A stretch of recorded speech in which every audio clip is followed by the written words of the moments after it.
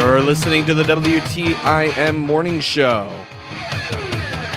I'm Avery Cooper, your host, your co-stream, sponsored by People's Bank and Trust, where they put people first, and Landmark of Taylorville, where you always do better with Landmark. You're on the phone here with U.S. Representative Rodney Davis. Welcome back to the program, Representative Davis. Hey, thanks for having me on, Avery. Great to be with you again. Great to have you here. Now, what's going on in the nation's capital right now? I understand you led the debate for in concern of the filibuster and the Voting Rights Act. That's my loose understanding of it. Perhaps you could provide a little bit more. Yeah, no, Avery, it was an interesting week in Washington last week. You know, where many Democrats that were so protective of the filibuster when Republicans were in charge have decided that they're going to use a bill that they call a Voting Rights Act bill to try and break the filibuster, when this is not anything like a Voting Rights Act. The 1965 Voting Rights Act has worked. There were some tragic areas in our country at that time, and we needed the Department of Justice to watch to make sure that we had fair elections.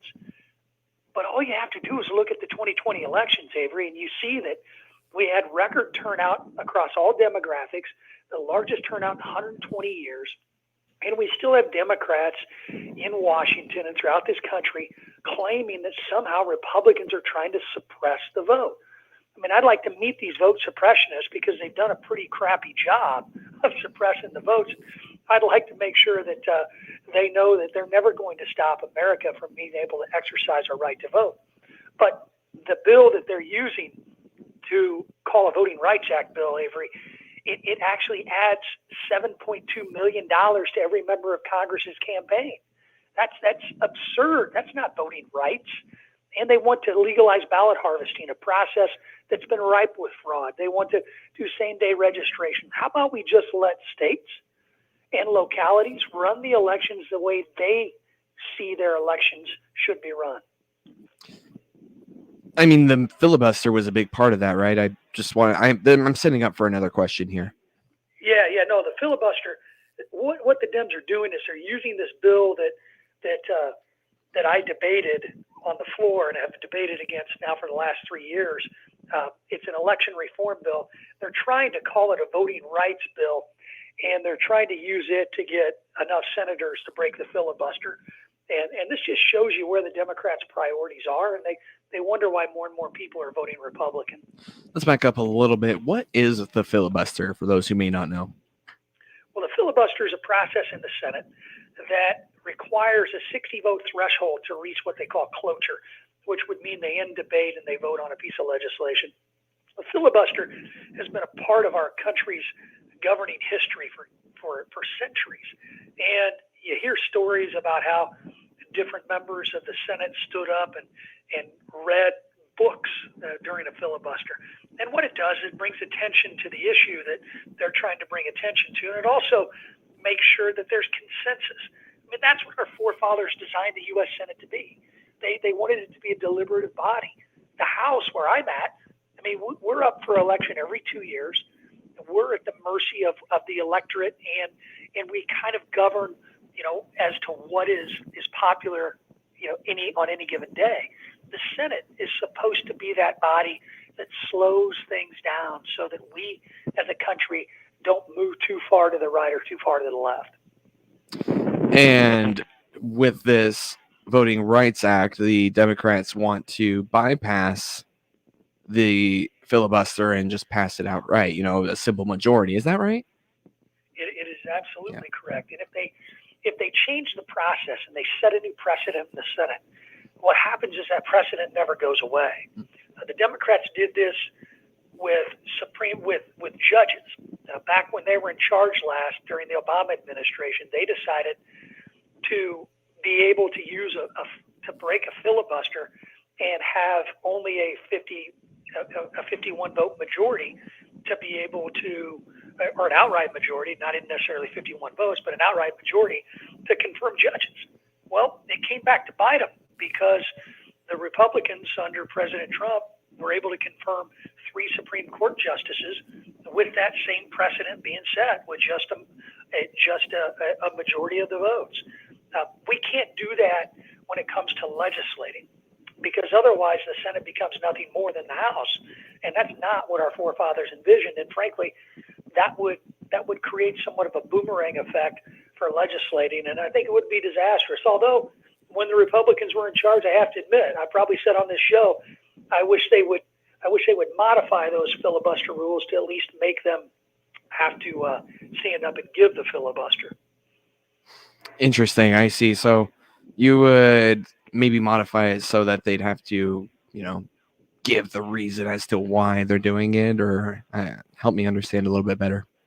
Well, the filibuster, when it was a process that was used by the Senate centuries ago and decades ago, anyone utilizing it would have to stand up on the Senate floor and had to filibuster, had to talk until that person couldn't speak anymore, or until that person was relieved by somebody else. Right. They would have to do that. They would have to actually institute the filibuster process. Now, the process is the senator just says, "Hey, I'm going to filibuster this," and they don't have to go diaper up and stand on the floor for hours on end. So you'd propose that they'd actually do a filibuster then. If they're going to filibuster, then they might as well go up and do it themselves. That's a much better process than doing away with the filibuster. If you're going to filibuster, then make sure the American people see that see what you're concerned about. Hear your debate, hear your discussion points. I would much rather prefer that than the Democrats' plan to just nuke the filibuster. Also, last week, I have loose understanding of this, but I know that there was a resolution that Democrats used the filibuster to block, and it concerned Russian troops on the border of Ukraine, right? And it's just funny to me that they are proposing blowing up the filibuster over the healthcare or this Voting Rights Act, right? But at the very same week, they used the filibuster to blow up a resolution that was passed. Is that do you have a little bit more background on that than I do, perhaps? Yeah, it's. I mean, you got to the gist of it, Avery. Okay. What the bill was an attempt by Senator Cruz to put sanctions on Russia for their natural gas pipeline, Nord Stream 2. And Russia uses natural gas revenues to fund their military buildup. And if we're going to stand by the democracy that is the Ukraine, then what we have to do is make sure that we put pressure on Russia. This was a way to do that. The Democrats knew they lost Democratic votes on this bill, so they used the filibuster, as you said, to stop America from putting sanctions on Russia, which for the life of me, I cannot understand how any Democrat or Republican would stand up for Russia at this point. Vladimir Putin is not our friend. Vladimir Putin is our adversary, and Vladimir Putin only understands peace through strength. You're listening to the WTIM morning show with U.S. Representative Rodney Davis here on WTIM, your information station. Sorry about your drums going out on you there. Back in a moment with U.S. Representative Rodney Davis in a moment. You're listening to the WTIM morning show, your stream co-sponsored by People's Bank and Trust, where they put people first, and Landmark of Taylorville, where you always do better with Landmark.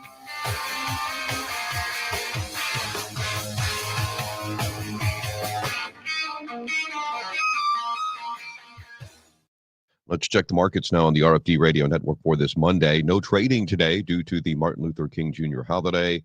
Corn ending Friday higher, beans lower, wheat also lower. March corn 5.96 1/4, up 8 3/4. May corn up 7 3/4, 5.97 1/4. December corn up half a penny, 5.58 1/4. March beans down 7 1/2, 13.69 3/4. May beans down 7 3/4, 13.79 1/2. November beans 12.93 down 11 1/2. March wheat down 5 1/4, 7.41 1/2. May wheat 7.44 1/2, down 4 1/2. July wheat down 5 1/4, 7.37 1/4. March bean meal 405.60, down 3.30. March bean oil up 2 cents, 58.46. In the livestock market from Friday, February live cattle up 97 cents. January feeders down 22 cents. And February lean hogs 80.90, up 3.05. No trading on this Monday due to the federal holiday. Jim Taylor on the RFD Radio Network. Meet FarmOp Capital, the lender who has reinvented operating loans by basing them on your ability to produce. not how much land you own. They offer unique terms, including early access to funds that give you the power of cash buying and the ability to market your crop when the time is right. Start exploring all the what ifs you've ever imagined for your business at farmopcapital.com today. You will sleep better this year. You will sleep better this year. You will sleep better this year as long as you get to Just Beds during the store-wide New Year mattress sale. Bemco, Sealy, Chatham & Wells, Beautyrest, Arctic Breeze, and Max Life are all on sale. Now that's how you kick off a new year. No more sleepless nights this year. As always, free delivery, setup, and haul away. You will sleep better this year. Just see the Yawn Exterminators at Just Beds on Montvale Drive in Springfield. Just Beds.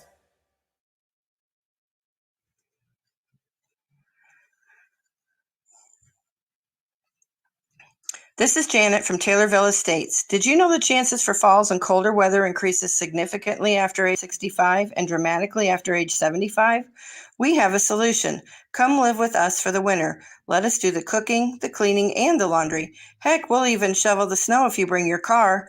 We have staff around the clock and we offer support services too. Reduce your risk of falls this winter. Keep your independence and make Taylorville Estates your winter destination. Ask about our winter move-in special. Call us today.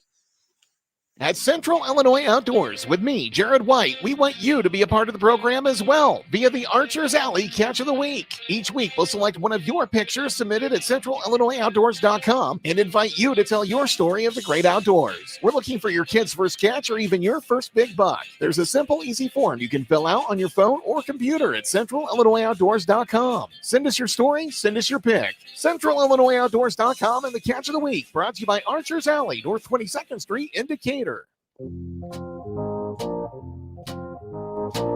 Welcome back to the WTIM Morning Show. I'm Avery Cooper here with you. Your stream co-sponsored by Landmark of Taylorville, where you always do better with Landmark and People's Bank and Trust, where they put people first. You're here on the phone with U.S. Representative Rodney Davis as he prepares to head back to the nation's capital. And Representative Davis, last week, let's catch the folks up on something you've been working on. You introduced a bill called the Open Schools Act. What is the Open Schools Act? Well, what this does, it puts parents and basically puts parents in charge of their kids' education. I've been very frustrated throughout this pandemic, especially now that we have 2.5 years worth of science and data that clearly shows our kids should be in school learning. I am sick and tired of people. I'm sick and tired of administrators and people like the Chicago Teachers Unions putting themselves ahead of the education of the kids that they're entrusted to teach. And what I proposed was a bill that will allow for parents to use unused, unobligated American Rescue Plan dollars to get up to $10,000 to move their kids to another public school district, maybe next door, pay out of district tuition, move them to a different school, get a tutor. But the bottom line is, this is a bill to hopefully encourage our administrators to keep our schools open. We've seen the devastation of remote learning here in Central Illinois. One of my school districts at the beginning of the pandemic, when it went full remote, and they had a 4 in 10 failure rate for their freshman class. The average GPA was 0.99. I'm sick and tired of this. We cannot create a laptop class where we know kids in elementary school are not learning, or in any school, K through 12, are not learning at the levels they should during any remote learning process. Get our kids back in school. The schools that have done it have no higher infection rates than those who have been fully remote. We know it's better for the kids. Let's not shortchange them anymore. I think you mentioned it yourself. The purpose is to give parents the means to provide children an in-person education if their local public school is closed or shut down. And I think that's something that needs to be said. This is giving parents flexibility to keep their options open. Absolutely it is. And you take a step back and think about who school closures impact the most. They impact our families who are struggling to get by, because those families were the ones that were working the entire pandemic. They didn't quit their job at the grocery store. They didn't get to go home. They didn't quit their job at the manufacturing facility. They were working to produce the products that Americans use every day. It's those that can afford to send their kids to a higher price school that aren't being left behind because they can go choose. This is a chance to help those families to get the resources they need to maybe move their kid from one public school district to another if that public school district's in person. And remember, we have had a good number of school districts completely in person this entire pandemic right here in central Illinois. They can tell you how effective it's been and how they've tried to reduce the risk of any transmission. But in the end, we've got to see results. And I am sick and tired of this new laptop class trying to use statistics and science and data that just doesn't add up. We need to help every single student and every single parent, and this is one way to do that. $10,000 for families to explore options to move into other schools in the area that may be in person rather than having them closed. I think this begs the question, in your plan or in your Open Schools Act, what does it say about paying for these grants? Well, it would come from money that's already been appropriated and unobligated as part of the American Rescue Plan. There's over $120 million that could be used to help parents put their kids in a better learning environment. These are the types of things that need to be, these are the types of bills that need to be put forth to send a message to our administrators that they need to use the science and the data. They need to understand that an in-person learning environment is the best way for our kids to progress at the levels that we expect them to. Just to be clear, though, it wouldn't, just because it's coming from funds that have already been approved and kind of, lack of a better term, chucked at schools. It's not going to cost anything more to pass this through. No, it's not. And Right. Frankly, these are unobligated funds that we're telling the administration to use. And keep in mind, over $200 billion has been spent sending money to our states that's supposed to get into our school districts with one single purpose, and that's to get our schools open. So $200 billion has been spent to get back to in-person learning, and we still have school districts that aren't doing that. This is a chance now. I'm at my wit's end. I want to see money go to the parents so they can move them to schools that are actually following what we know are the science and the data points, and also doing what's best for kids and creating a better learning environment. Representative Davis, I really appreciate you taking time out of your day right as you get ready to go back to the nation's capital. Any quick thoughts that you have, or maybe how can people get in touch with you? Well, number one, we want to see school districts. We want to see school districts, our public school districts, the ones that I went to school in. They're great, but let's make sure that these public school districts are rewarded if they are putting their kids in the seats and doing what they can for in-person learning. But I just want to say thanks to everybody here in Taylorville, Christian County. Haven't had a chance to wish you all a happy new year, and it's a privilege to serve you in Washington.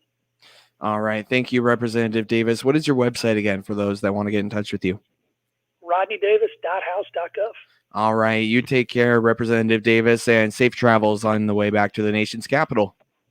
Thank you, Avery. You too. Take care. All right. Take care. You've been listening to the WTIM Morning Show, your stream co-sponsored by People's Bank and Trust, where they put people first, and Landmark of Taylorville, where you always do better with Landmark.